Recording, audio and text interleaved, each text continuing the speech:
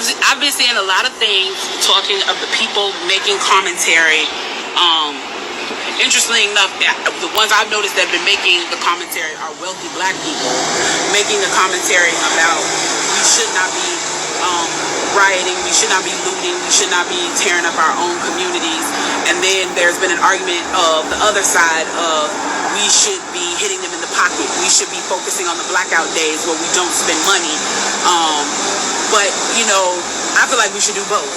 And I feel like I support both. And I'll tell you why I support both. I support both because when you have a civil unrest like this, there are three types of people in the streets. There are the protesters, there are the rioters, and there are the looters. The protesters are there because they actually care about what is happening in the community. They want to raise their voices, and they are there strictly to protest.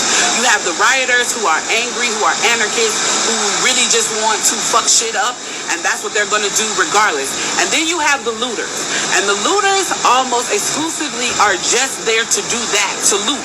Now, people are like, well, what did you gain? Well, what did you get from looting? I think that as long as we're focusing on the what, we're not focusing on the why. And that's my issue with that. As long as we're focusing on what they're doing, we're not focusing on why they're doing. And some people are like, well, those aren't people who are legitimately angry about what's happening. Those are people who just want to get stuff. Okay, well then, let's go with that. Let's say that's what it is. Let's ask ourselves why in this country in 2020, the financial gap between poor blacks and the rest of the world is at such a distance that people feel like their only hope and only opportunity to get some of the things that we flaunt and flash in front of them all the time is to walk through a broken glass window and get it. That they are so hopeless that getting that necklace, getting that TV, getting that change, getting that bed, getting that phone, whatever it is that they're going to get, is that in that moment when the riots happen and if they present an opportunity of looting, that's their only opportunity to get it. We need to be questioning that why. Why are people that poor? Why are people that broke? Why are people that food insecure, that clothing insecure, that they feel like their only shot, that they are shooting their shot by walking through a broken glass window to get what they need? And then people want to talk about, well, there's plenty of people who pulled themselves up out of bootstraps and got it on their own. Why can't they do that? Let me explain to you something about economics in America. And I'm so glad that as a child, I got an opportunity to spend time at Push where they taught me this, is that we must never forget that economics was the reason that black people were brought to this country. We came to do the agricultural work in the South and the textile work in the North. Do you understand that? That's what we came to do.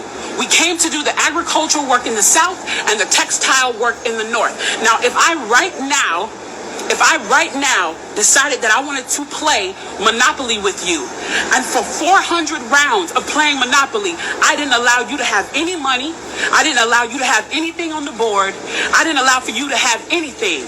And then we played another 50 rounds of Monopoly, and everything that you gained and you earned while you were playing that round of Monopoly was taken from you. That was Tulsa, that was Rosewood. Those are places where we built black economic wealth, where we were self-sufficient, where we owned our stores, where we owned our property, and they burned them to the ground. So that's 450 years. So for 400 rounds of Monopoly, you don't get to play at all. Not only do you not get to play, you have to play on the behalf of the person that you're playing against. You have to play and make money and earn wealth for them, and then you have to turn it over to them. So then for 50 years, you finally get a little bit and you're allowed to play. And every time that they don't like the way that you're playing, or that you're catching up, or that you're doing something to be self-sufficient, they burn your game. They burn your cards. They burn your Monopoly money.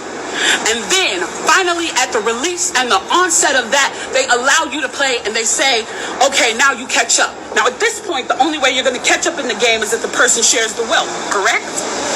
But what if every time you share the wealth, then there's psychological warfare against you to say, oh, you're an equal opportunity hire. So if I played 400 rounds of Monopoly with you and I had to play and give you every dime that I made, and then for 50 years, every time that I played, if you didn't like what I did, you got to burn it like they did in Tulsa and like they did in Rosewood, how can you win? How can you win? You can't win. The game is fixed. why do you burn down the community? Why do you burn down your own neighborhood? It's not ours. We don't own anything. We don't own anything. Trevor Noah said it so beautifully last night. There's a social contract that we all have. That if you steal or if I steal, then the person who is the authority comes in and they fix the situation. But the person who fixes the situation is killing us. So the social contract is broken. And if the social contract is broken, why the fuck do I give a shit about burning the fucking Football Hall of Fame, about burning a fucking Target? You broke the contract when you killed us in the streets and didn't give a fuck.